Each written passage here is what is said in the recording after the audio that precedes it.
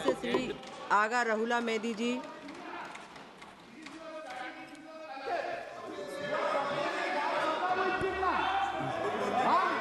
Ma Durga will Jinnah.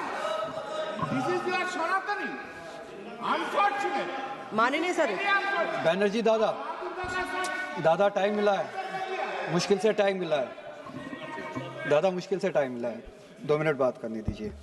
Madam chairperson, बहुत बहुत शुक्रिया इस डिबेट में हिस्सा लेने के लिए जो आपने टाइम दिया। नेशनल सॉन्ग वंदे मातरम पे डिस्कशन हो रहा है सुबह से, और मैं ये समझता हूँ कि इस मुल्क में इस नेशनल सॉन्ग के साथ किसी का ना एतराज़ है, ना कोई दो राय है।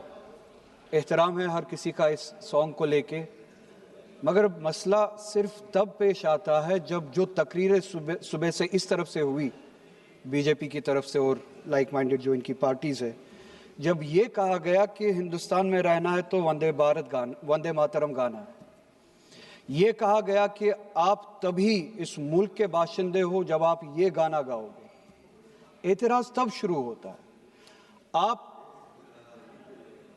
वंदे मातरम को नेशनल सॉन्ग मानते हैं, हम सब मानते हैं, आप गाते हैं, हम नहीं गा सकते हैं। इसकी एक वजह है, और उस वजह की आज़ादी हमें इस मुल्क के आईन ने ही दी है। कभी कभार कुछ मामलों में दो चीज़ों के दरमियान क्लैश होता है, एक नेशनल कॉन्सेप्ट और आपकी रिलीजियस फेथ, और ये यूनिवर्सल है, इटर्नल फैक्ट है, चाहे किसी भी मजहब से कोई भी वाबस्ता हो, मुसलमान हो, हिंदू हो, सिख हो, वो इटर्नल आइडेंटिटी अपने मजहबी अकीदों को मानता है, वो प्रायोरिटी अपने मजहबी अकीदों को देता है। मैं एक छोटी सी एग्जांपल दूंगा। इस मुल्क में सिटीजनशिप छोड़ने की तादाद लाखों में है पिछले कुछ सालों से, उसमें मेजॉरिटी हिंदू धर्म से वाबस्ता लोग हैं जिन्होंने दूसरे मुल्कों में सिटीजनशिप ली और इस मुल्क की सिटीजनशिप को वॉलंटियरली छोड़ा। मगर जब उन्होंने अपनी इस टेम्परेरी आइडेंटिटी को तब्दील किया, नेशनैलिटी को तब्दील किया, क्या उन्होंने अपनी रिलीजियस आइडेंटिटी को तब्दील किया? क्या वो हिंदू से किसी और मजहब में तब्दील हुए? नहीं, उन्होंने तब टेम्परेरी आइडेंटिटी को तब्दील किया, मगर इटर्नल आइडेंटिटी को उन्होंने थामे रखा, क्योंकि वो उनके लिए इटर्नल आइडेंटिटी है। मजहब, धर्म इटर्नल आइडेंटिटी है, इटर्नल बिलीफ है। हम कल सब चले जाएंगे इस दुनिया से, पासपोर्ट, आधार कार्ड यहीं पे छोड़ के चले जाएंगे। ये जब चले जाएंगे, अपने साथ अपने धार्मिक जो काम किए हैं वो साथ में ले जाएंगे। पासपोर्ट और आधार कार्ड, नेशनैलिटी अपने साथ नहीं लेंगे। जब मैं इस दुनिया से चला जाऊंगा, पासपोर्ट, आधार कार्ड, ये टेम्परेरी आइडेंटिटी यहीं पे रह जाएगी। मेरी इटर्नल आइडेंटिटी, मेरी मजहबी आइडेंटिटी, मेरे मजहब के अकायद मेरे साथ चलेंगे, जिस तरह इनके साथ चले जाएंगे, वो इटर्नल आइडेंटिटी है।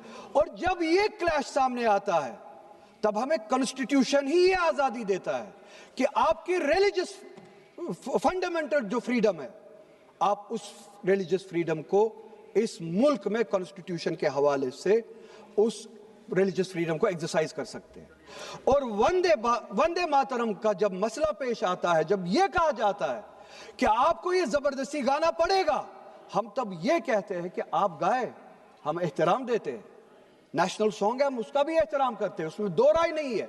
आप गाए, हम एहतराम के लिए खड़े हो जाएंगे, मगर आप ये चाहेंगे कि हम भी गाए, मुमकिन ही नहीं है, हो ही नहीं सकता है। आप चाहेंगे, अब सब्र करो। सुबह से इतने लोग बोलते आ रहे हैं। प्लीज चेयर को एड्रेस करें आप, तो जवाब सुनने का भी मादा रखा करो। आप गाइए, आप बोलिए नेशनल सॉन्ग है, आप बोलिए नेशनल सॉन्ग है, कोई दो राय उसमें नहीं है, मगर हम पे थोपिए मत। कॉन्स्टिट्यूशन इस चीज की हमें आजादी देता है, और आप खुद कहते हैं कि वंदे मातरम गाने की ईजाद ही आजादी के लिए हुआ, बेशक हो। आजादी किस चीज के लिए?